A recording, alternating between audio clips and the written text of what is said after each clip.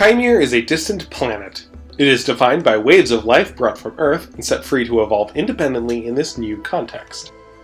The indigenous life of the planet, swarms of microbes called magic by the people who live there, are what harvest Earth organisms and make copies on Kaimere.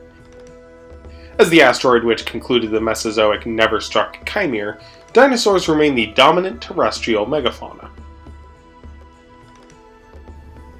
Kairul is a massive continent east of the known world. Shaped like a massive horseshoe, spanning from the northern to southern temperate zones and much of the eastern hemisphere in width, it is by far Kaimere's largest continent.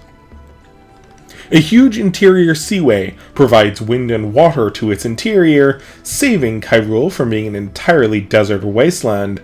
There are still enough deserts and mountains that there's a lot of regional endemism and isolation to be found on what might otherwise expect to find as a uniform continent. The eastern continent of Kairul is a world of dinosaurs. While the known world really only has dinosaur dominance among the largest animals, with niches of smaller predators and prey being far more competitive, a survey of Kairul shows dinosaurs as far more abundant and diverse. Mammals have their place, but for the most part it is the shadows and rarely exceeding half a ton. One of the few exceptions to this trend is the highly versatile Teratotheres, or as we call them, Entelodonts. Around 30 million years ago, at the beginning of the Oligocene, a spike in volcanism devastated the continent of Nekar, where the portal to Kaimere then resided. Upon the recovery of its territory from the immediate calamity, the portal harvested flora and fauna from Earth, specifically North America and Western Europe. As native Chimeran animals from nearby territories repopulated the region, it does not appear this was more than a single harvest event.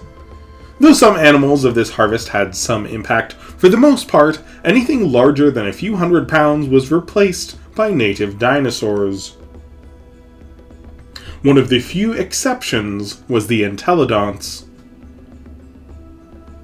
Entelodonts were a clade of hoofed mammals that lived on Earth from the late Eocene into the Miocene throughout Eurasia and North America.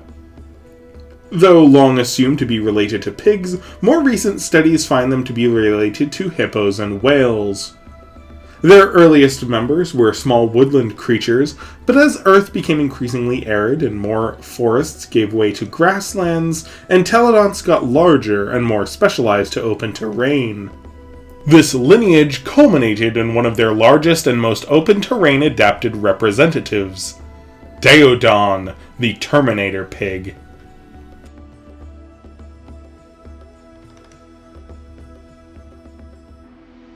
Being versatile, cursorial omnivores, the Entelodonts brought to Kaimere at this time rapidly adapted to this new world and appear to have been one of the first large mammals to reach the eastern continent of Kairul. At this time in Kaimere, no native mammal was anywhere close to their 150 kilos, and when they got to Kairul, these Entelodonts were the largest mammal on the continent. Other large mammals were harvested with them, but it seems it took these a while to get to Kairul, and the camels and rhinos that came with them were around half the size of these Entelodonts or smaller. For all their size, these Entelodonts were still very much in the shadow of the great Tyrannosaurs, and the abundant Dromaeosaurs and Ceratosaurs more directly competed with them. But even in this role as a relatively small scavenger and omnivore, they rapidly diversified. It is not known how many species of entelodont were harvested in the Oligocene, and it is likely that only one species reached Kairul and was ancestral to their tremendous diversity today. It is assumed that it was some species of Archaeotherium, likely one of the smaller species, though which of the three currently proposed subgenera is unknown. Whatever it was, once it reached Kairul, it erupted in diversity, with as many as 5 now recognized families arising within a few million years. Nikar at this time also had its own endemic entelodont clades. 15 million years ago, a far greater and more widespread extinction event occurred as the tectonic plate of Picardia and the Kaolin Islands crashed into Arvel. The clade of large and dominant Kairulan entelodonts perished, and the Nikari entelodonts appear to have become rare or extinct altogether. A partial jaw of a particularly large entelodont, almost a million years after the extinction event found in the crescent, raises some questions if a late surviving Daeodon may have been harvested, if one in the Nikari clades held on for a while, or perhaps it was a migrant from Kairul, but for whatever reason, this didn't last long. It is quite likely that, as the extinction wiped much of Nikar clean and a lush rainforest spanned the continent in response to the volcanic soils bursting with nutrients, and the continent didn't have an optimal habitat for them, especially in the face of ample jungle competition. Kairul, on the other hand, was quite kind to entelodonts. 3 out of the 5 families survived, with their gracile deer-like cursussids and armored carnopachyderms on one branch that favored open terrain, and the robust Magna Javelinidae on the other, preferring forests. Both of these branches, the forest and the prairie entelodonts, each experienced an adaptive radiation. It didn't take long for them to become established among Kairul's dominant subordinate apexes, alongside dromaeosaurs and ceratosaurs. The carnopachydermids went from quarter-ton mesopredators to common vasopredators in open terrain, even establishing themselves among the top predators of the continent in the evolutionary blink of an eye. Carnopachydermidae came in a vast range of sizes and niches in these years, and were the dominant entelodonts in both size and species diversity in Kairul's open territory, and also occupied many forest niches as well. Their tremendous size is thought to be in part attributed to entelodonts retaining a more basal foot condition, allowing them to have foot pads along with the hooves similar to camels. Carnopachydermids weren't all large, indeed some were quite small. In addition to having a very basal foot condition for an ungulate, the carnopachydermids are united in being polyphyodont. They shed and regrow several sets of adult teeth. This no doubt made their longer lives as bone-crushing specialists remotely possible. The cursussids at this time were, for the first few million years after the Dynastic Extinction, relegated to quite small niches, occupying a similar role to and competing with the smaller borophagian dogs. On the other end of the entelodont tree sits Magna Javelinidae, or the dire peccaries. This is a clade of powerful omnivores. Their short legs aren't ideal for distance travel, and they are entirely built for power. Some retained small size and no doubt helped the group survive the Dynastic Extinction, while others got up to 5 tons in their largest specimens in the anchored period. They have small brains, but enormous olfactory lobes, and based on modern species are among the most precise and sophisticated senses of smell in the animal kingdom. They may not be built for efficient travel, but they are fast in the sprint and can maintain a steady jog for a surprising period of time. While the carnopachydermids were in the forests and prairies, the dire peccaries instead seem to have been fairly restricted to forests and wetlands, where they remain to this day. Like the carnopachydermids, many of them retain foot pads, though this remains a debate among the assembly naturalists if this is the ancestral condition of Entelodonts or a derived trait independently evolved among the Carnopachydermids and some Magnajavelinids.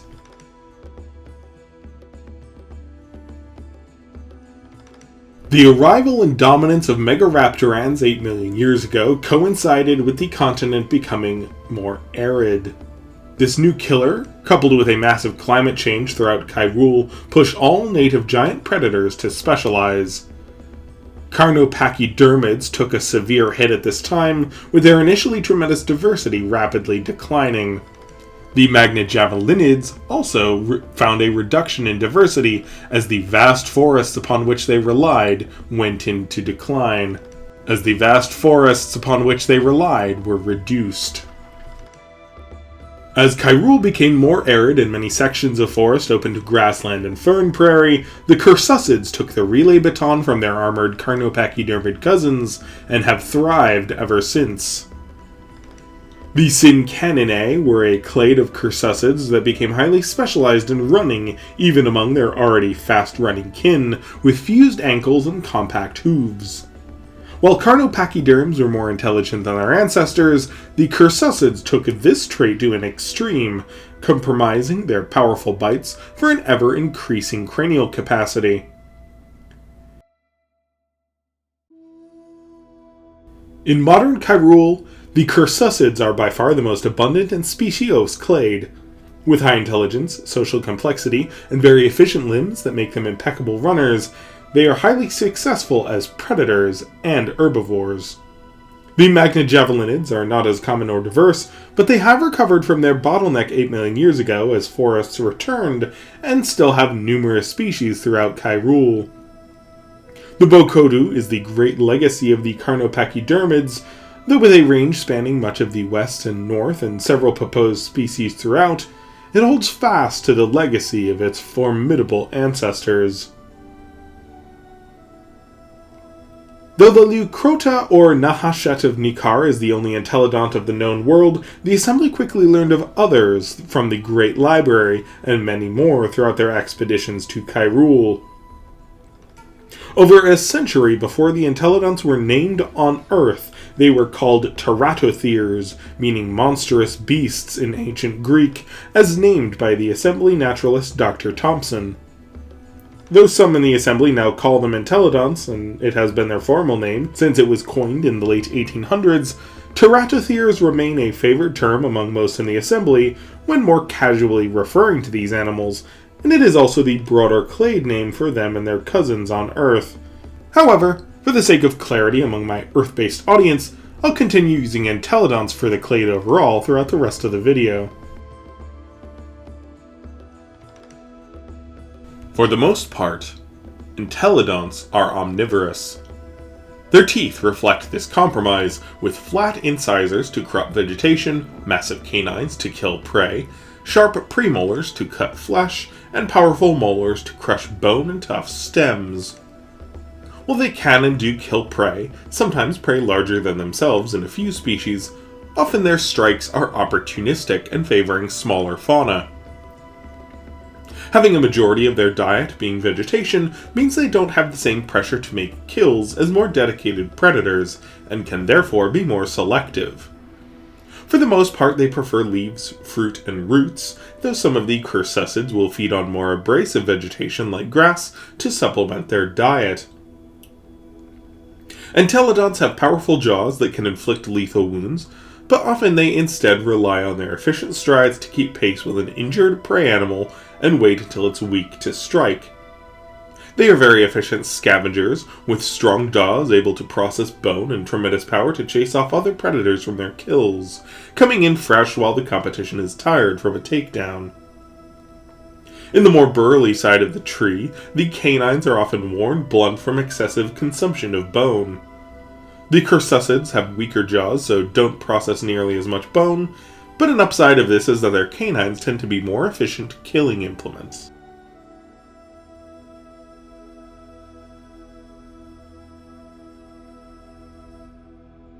Face biting is an extremely common form of confrontation between Entelodonts.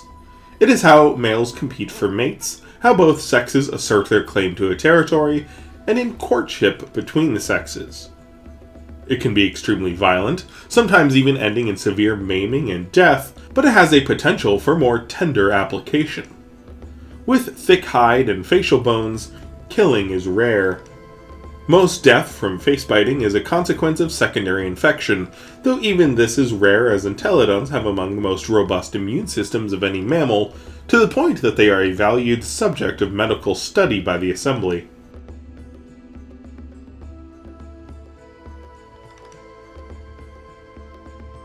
The cheek flanges, sometimes called jugal ossicones by the assembly for their broadly similar composition to these structures in giraffes, are larger in males, sometimes significantly so.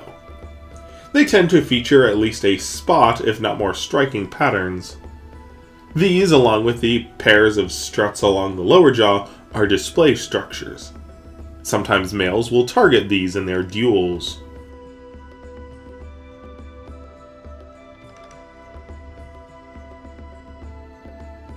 Though not exclusive to forests and wetlands, these habitats are where the short-legged magnajavelinids thrive.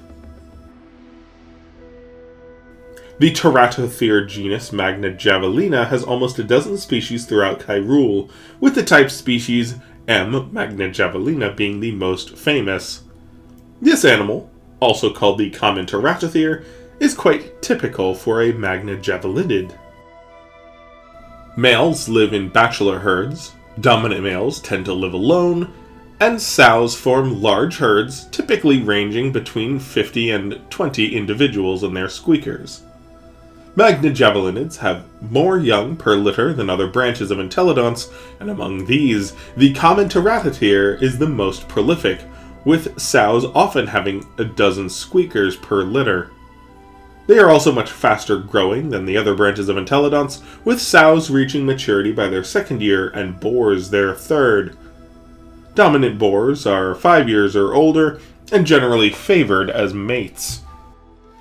Both sexes will readily bite one another, though they are generally bites with non-lethal intent, and only during the mating season will boars attack with sufficient vitriol to even draw blood.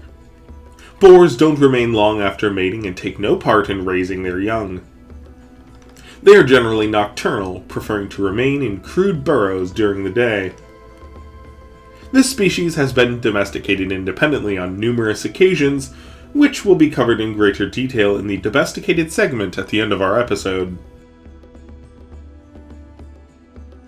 A close relative of Magnajavelina is the bearded Teratotheres of Barbasus, with the skull-faced Barbasus being the largest. This animal is an omnivore. In their eastern range, where they are generally more vegetation year-round, they are almost entirely herbivorous with only the occasional scavenging. In their more arid western range, they are driven to scavenge and even hunt on occasion. These hunts are sometimes social, though uncoordinated. With their blunted teeth, these are brutal affairs, one of them landing a harmful blow and the rest converging and pulling apart their hapless victims, with the priority of each Teratothere just being that they get their meal, even if the prey isn't killed. The Maku and native Kairulan peoples who live with them greatly fear skull-faced Teratotheres, though will still hunt them and kill in retaliation when possible. Skull-faced Teratotheres are proficient diggers and would rather raid crop fields than hunt people, but lethal encounters are hardly unprecedented. The lone dominant boars might look more imposing, with their signature white hairless face of the species only arriving when males reach full maturity at 5 years, but they are actually the least dangerous. They're better predators, usually experienced enough to be wary of people, and being alone means they aren't as likely to attack. The bachelor herds of younger males, on the other hand, are far more deadly. These can go from peaceful browsing to a homicidal frenzy with the snap of a twig. Again, they aren't coordinated and easily frightened and routed after they are inspired to attack, but even if their assault fails, the victim is still often maimed well beyond saving. Their canines are often blunt from eating bone and digging up roots, but that doesn't mean they can't inflict horrid wounds.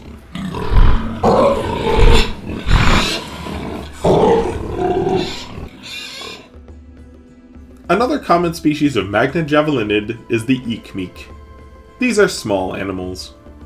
With sows averaging around a foot at the shoulder and boars only slightly larger, they are among the smallest of the entelodonts. Like most entelodonts, their herds are comprised of related females, and males form smaller herds of their own, though congregations of mixed-sex herds are common. These are mostly herbivorous animals feeding on lowbrows, fruit, and roots in dense forest, though they will readily take eggs, invertebrates, and small mammals and reptiles when the opportunity presents itself. They are skittish and aggressive when cornered, but would prefer to flee. They may not have much endurance, but are surprisingly fast and agile on their way to safety. Proficient diggers, they will often spend hot days underground and come out at night to feed. As their range extends into the equatorial jungles, staying out of midday heat is imperative, and even with their small size, they can perish if out in the heat of the day for too long. It is generally believed that this extreme equatorial heat is why they and other small entelodonts throughout Kairul are smaller than their ancestors, an uncommon trend in evolution.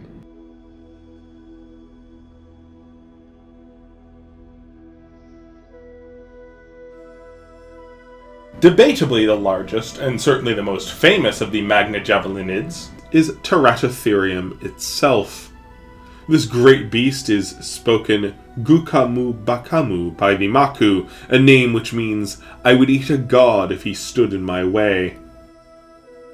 This may have actually been the first entelodont encountered by the assembly, as a great boar was housed at the zoological gardens of the Great Library, along with Nahashet, when Thomas Hartsfield first visited with his students, including Glaive Thompson long before he would become such a pivotal figure in the study of Kaimeran fauna. However, as they are not found in the known world, they would not be seen in the wild until the first Kairul expeditions. In their natural habitat, the Gukamu Bakamu lives much like a large bear. They are omnivores and will generally favor vegetation over meat, but are said to take down prey as much as twice their size. Their jaws are especially powerful, capable of breaking open large bones and chewing through tough vines and roots. This is a solitary animal, with even related females only tolerating adjacent territories, not sharing outright. Only during the mating season or at salmon runs can one expect to find multiple teratotheres living together, and it's only a consequence of the glut in prey. Though much of their diet is plants, they are capable predators. Pachycephalosaurs are among the most common dinosaurs in their temperate range, and are often taken when the opportunity presents itself. Tarascus is a clade of neo-ornithischians of unknown placement, with their feathers hardened into pangolin-like scales. Most predators avoid the tarasques, but the teratothere has no trouble biting through all but the largest adults of the biggest species. Though the most intelligent of the magnet javelinids, that's not saying much. Gukamu Bakamu are unintelligent animals as a general rule. However, they have been tamed on numerous occasions. No culture has successfully domesticated them, likely because of how much food they require and their general aversion to others of their kind, but they have proven quite happy to bond with riders, and do surprisingly well in captivity as long as they are well cared for. There are many legends of Maku warlords who ride these great beasts. They may not have as much versatility as domesticated entelodonts we will get to shortly, but as an imposing beast leading a Maku host, little inspires as much fear.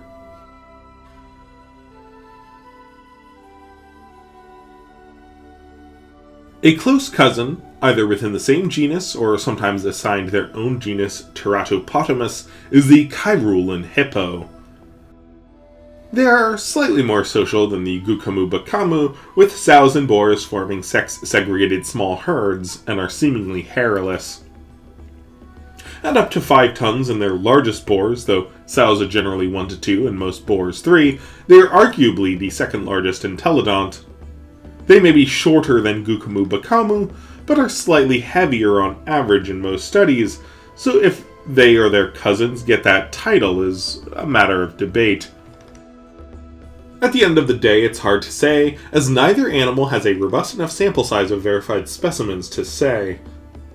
Retaining what is presumed to be the assembly to be the basal entelodont foot configuration, with toe pads behind each hoof, they are capable of supporting their great bulk. Like a hippo, the teratopotamus sinks and cannot readily swim due to their tremendous density. They primarily subsist on wetland vegetation, but will feed on fish, crocodiles, and other prey they encounter if it proves an easy enough kill. Unlike their more terrestrial cousins, the teratopotamus has no tolerance for captivity. There are stories of riders, but they are far less common than stories of them eating brave fools who try.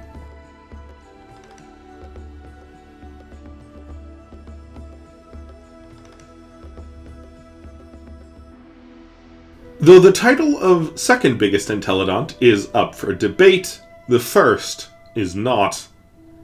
Kaimere's largest entelodont is on the other branch of the tree, the Bakodu, called carnopachyderms by the assembly. Though initially assumed to be a relative of Teratopotamus and Teratotherium, at times even included in the Teratotherium genus, carnopachyderms are instead much closer to the long-legged Leucrottas. At up to 4 meters tall at the shoulder and 12 tons in large boars, they are by far the biggest of their kind. Though they cannot run as fast as their smaller kin, with maximum reliable estimates being around 15 miles per hour in short bursts, contradicting earlier assertions as fast as 30, a very long stride means they are able to cover long distances at a quick, effortless pace of around 8 to 10 miles per hour for up to an hour without rest. Though they have a keen sense of smell, it is their vision that is perhaps their most surprising of their senses, being able to see great distances with impressive acuity at night. In open prairies with a bright moon, they are said to be able to see for several miles.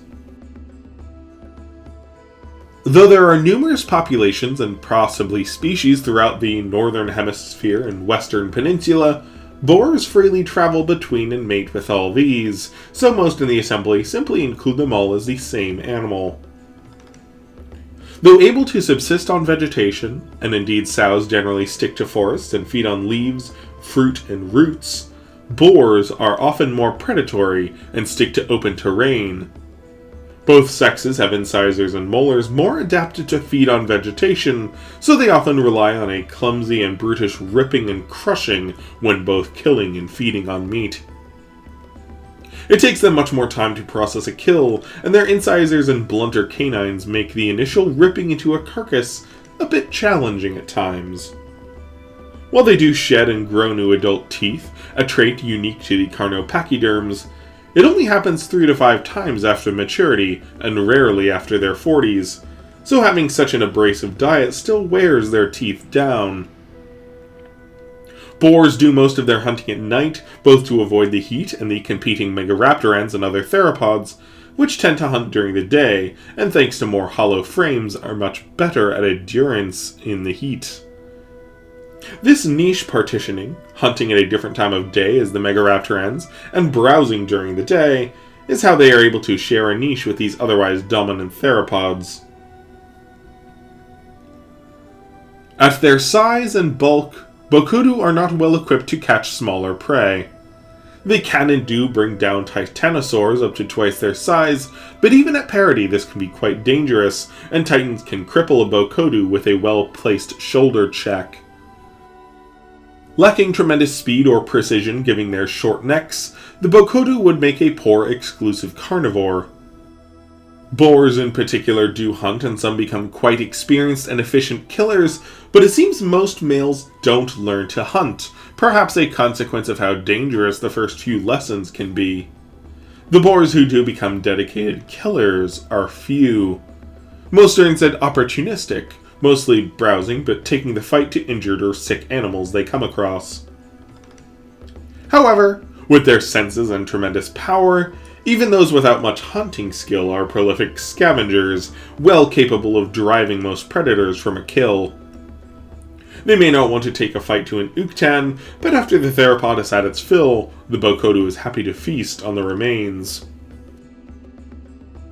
Megaraptorans, like the Uktan and Chakukabawe, have weaker bites and must either swallow whole or feed only on bulk meat and organs, or use their tyrannosaur-like front teeth to strip flesh, while the Bokodu will happily rip off limbs and process meat, tendon, bone, and claw.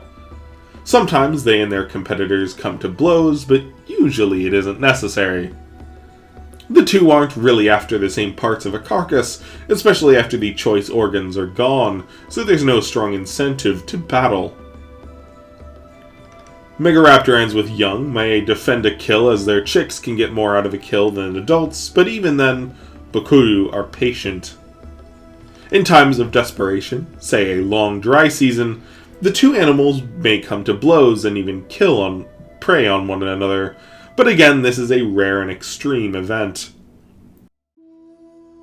Normally the Bokodu is content to simply take whatever the Uktan cannot after the theropod has had its fill. Megaraptorans and other large theropods dramatically outnumber the Bokodu, even more dramatically so considering how few boars are focused predators and scavengers. So while this huge animal often has an advantage in direct confrontation due to larger size and more powerful bite, they are absolutely a subordinate in terms of the broader ecosystem, with as few as one large boar for every 100 of their competing predators. Like the Cursussids, the Bokodu is surprisingly intelligent. Though it has the most powerful jaws of any entelodont, this is likely a consequence of their size, and the Teratotheres are far stronger when scaled in proportion. These comparatively weaker jaws are still very powerful, strong enough to process bone after all, but are compromised in anchor points due to a larger brain case. It has potent mimicry thanks to a U-shaped larynx and a pair of small laryngeal air sacs. All this means they are capable of mimicking a wide range of sounds, though not with the precision of some Leucrottas species. At up to 2 years, the Bokodu has the longest gestation of any entelodont. They also have the longest lifespan, with sows maturing at 15, boars usually not until their early 20s. Sows will live alone and share adjacent territories with related females. Boars are usually solitary upon maturity. They will, however, occasionally take on an apprentice of sorts, usually his son, but sometimes an unrelated youngster after he mates with the mother, and even a lone calf he meets on his travels. This relationship was likened to knights and squires by Dr. Kurt Baldwin when it was first recorded. While boars and bachelor herds get more brawling experience, a squire who trains with a knight often grows larger and is better trained in combat, and also has a better survival rate at this stage when Bokodu have their highest rate of mortality.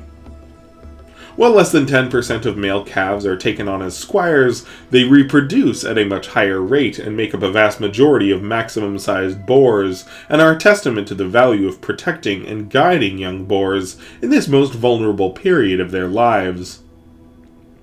These boars raised by the knights are often more predatory thanks to being raised with experience and education in these techniques.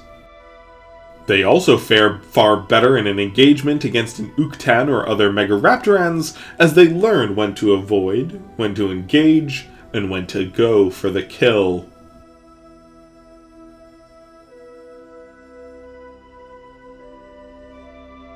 This entelodont clade, with the largest member, also includes one of its smallest, the Aridai. Though long assumed to be a Cursussid, genetic studies recently confirmed what morphological studies long suggested. This cat-sized entelodont is a carnopachyderm. They are solitary animals. With a swift pace and front-facing eyes, they are formidable predators, occupying a similar niche in equatorial jungles as foxes and jackals of the known world.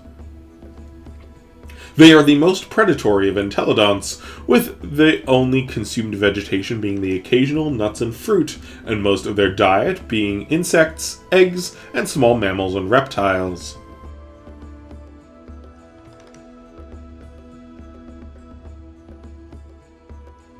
By far the most speciose and abundant group of entelodonts are the cursussids. These running hogs have long limbs with derived specializations for speed, are socially complex, and traded a massive head and formidable bite force for larger brains. The most basal members of this group are animals like the tricolor Leucrotta, cursus, the name-bearing member of the clade Cursussidae. They are small, solitary animals, living near the equator and likely represent what the group was like prior to the Cursussid adaptive radiation 8 million years ago. There isn't much known about these reclusive animals. They are nocturnal, skittish, and handle captivity poorly, so are not well studied.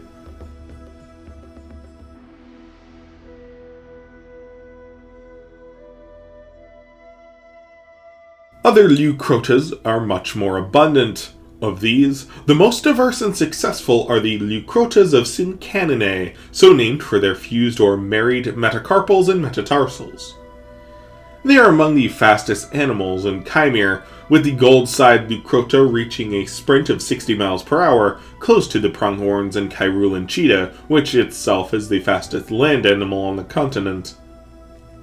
They can maintain a fast pace far longer than cheetahs as well, though pronghorns outpace them in return. Even larger species like the red Leucrotta can reach incredible speeds of over 50 miles per hour, far quicker than the fastest theropod. Their leaping is also the stuff of legend. Sable Leucrottas have been attested to leap 3 meters in the air while sprinting from predators, and can maintain a surprising speed even in their forested habitat. Leucrottas are, despite a formidable reputation, among the most herbivorous of entelodonts. Many species have adapted their teeth and dentition for a floral specialty, with the genus Cincanus itself losing their upper incisors entirely in favor of a keratinized pad to help grasp and crop vegetation, much like many other ungulates. These will still take occasional carrion and small game, but for the most part, this group will take browsing and grazing at any opportunity.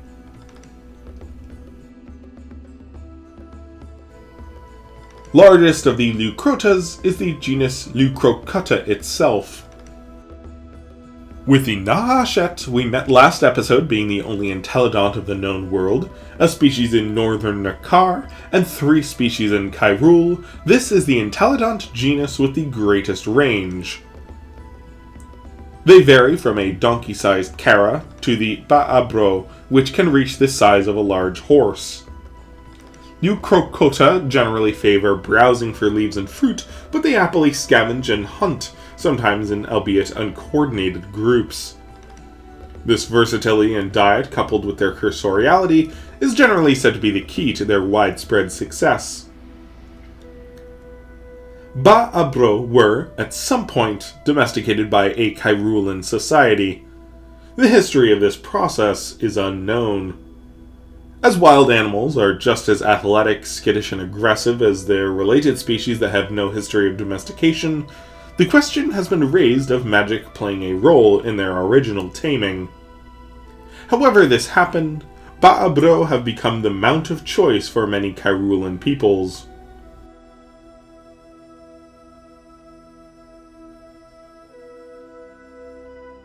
Arguably, the most derived entelodont is Petrabates. Like mountain goats, they have rubbery soles on flexible hooves, which allows them incredible dexterity and traction while maneuvering high elevation. They also have a keratinized pad instead of upper incisors, though this is thought to be an independent evolution from Cincanus. Numerous species can be found throughout the vast mountain range spanning the southern half of Kairul's western peninsula. Their herds are among the most abundant herbivores in the highest elevations, though they do share their niche with a few oreodonts and pachycephalosaurs.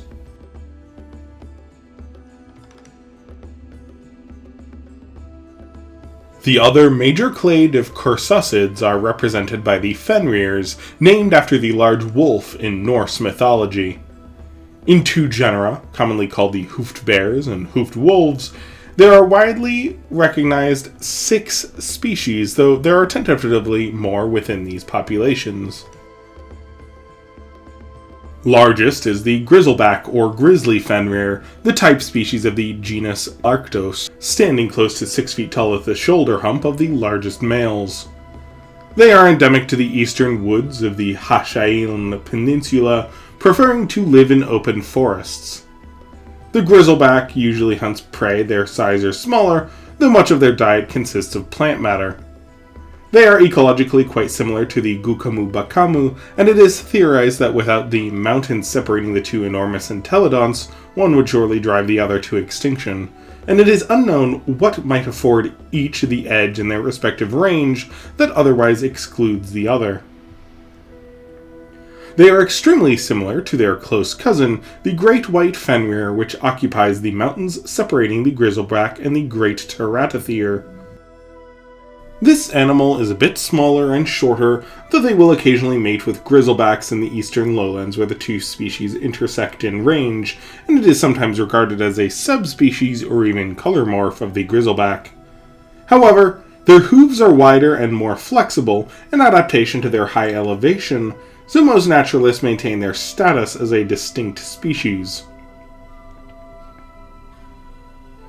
Though these hoofed bears are solitary, the 4 more gracile Fenrir species of the genus Fenris are quite social.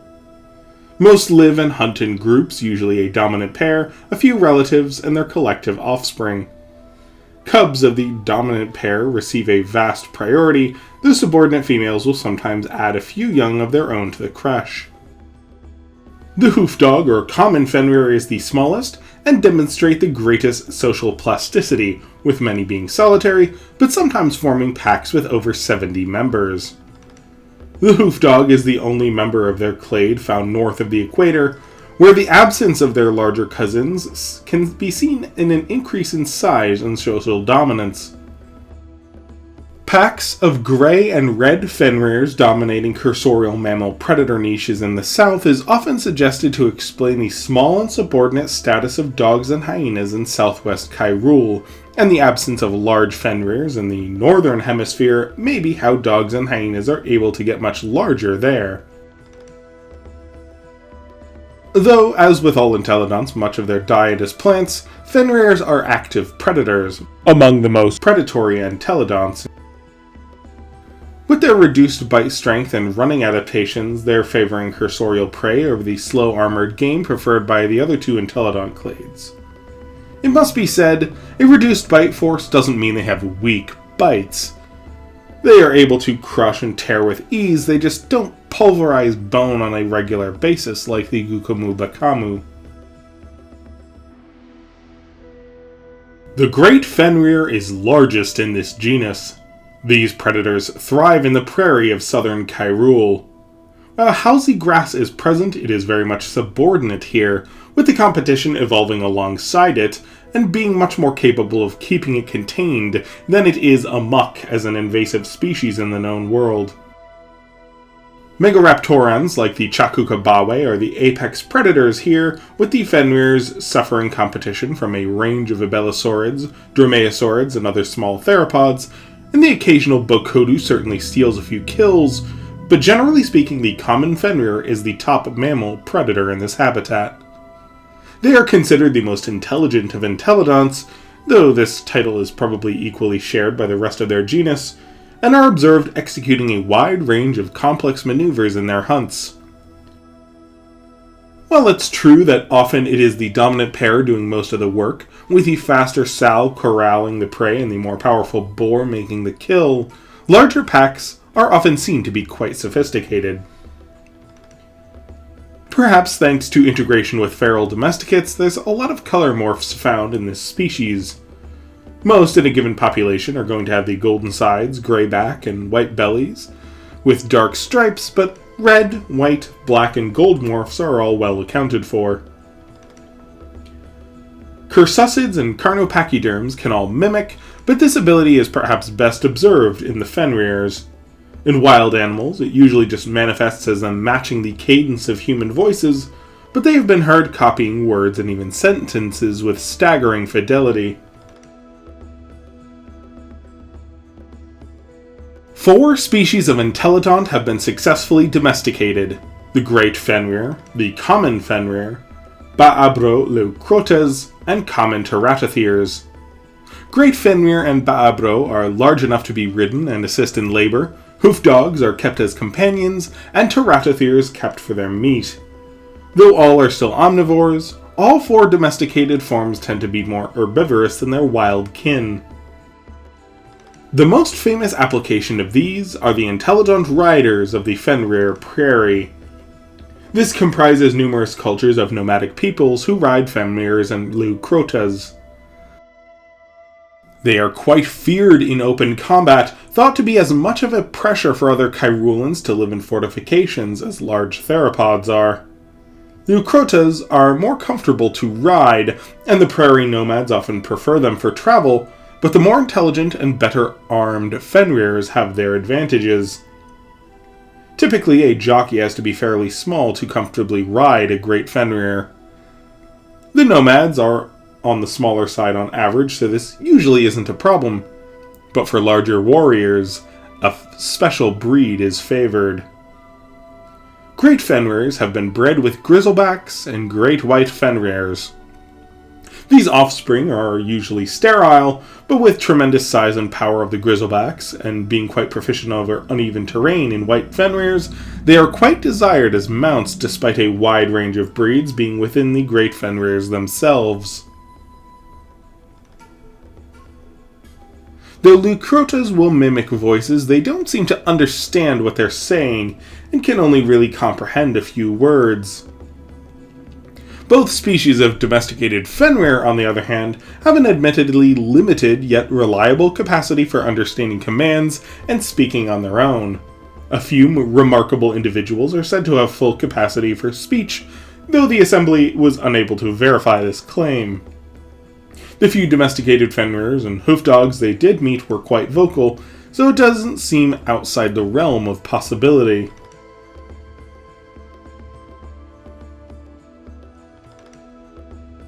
The Neurotan Chimera is an old Kadrith legend that speaks of an ancient king during the Age of Witches who had a familiar or non-magical companion that combined the most formidable traits of lion, peccary, and bull, 3 of Kajar's sacred animals.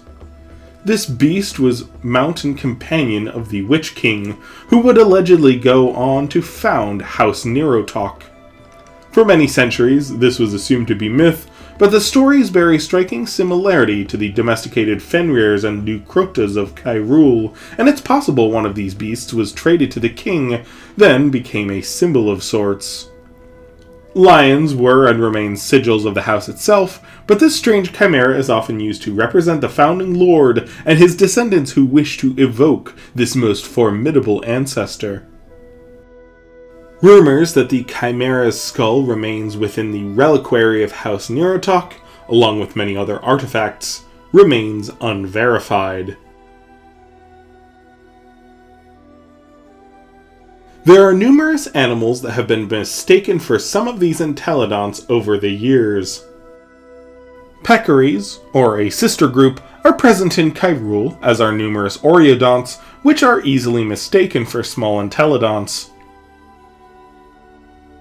Perhaps the most famous of these is the Catoblepas. While this rank beast looks similar to Gukumu Bakamu at a distance and other robust Entelodonts at a glance, it is actually a species of camel.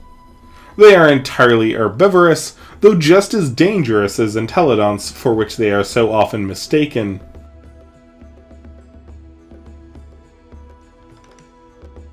Entelodonts may have been extinct in the known world for millions of years until the fairly recent arrival of the Nahashet, but in Kairul they are a thriving clade with dozens of species occupying a vast range of niches.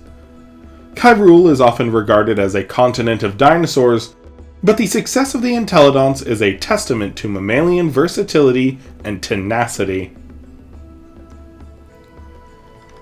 Cheers and deepest thanks to my sponsors, Ian and Arkland Archivist.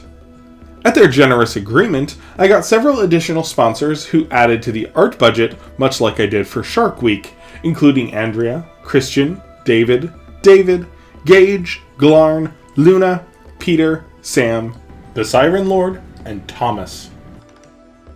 They helped me add to the roster of Entelodont species depicted, both wild and a few domesticated breeds, and several other animals in Kairul, for which I'm very appreciative. I feel like there's still so much more I could say about Entelodonts, a group of animals I've been fascinated with since my introduction in Walking with Beasts. But this episode blew past my expectations, and I've now got to get started on next month's review of sauropods of Kairul and the parasauropods of Kaishel. Thank you so much to Arkland Archivist and Ian, to my sponsorship team for adding so much to the art budget, and to my Patreon patrons for your support. Thank you so much for watching. Have a wonderful day. Cheers, folks!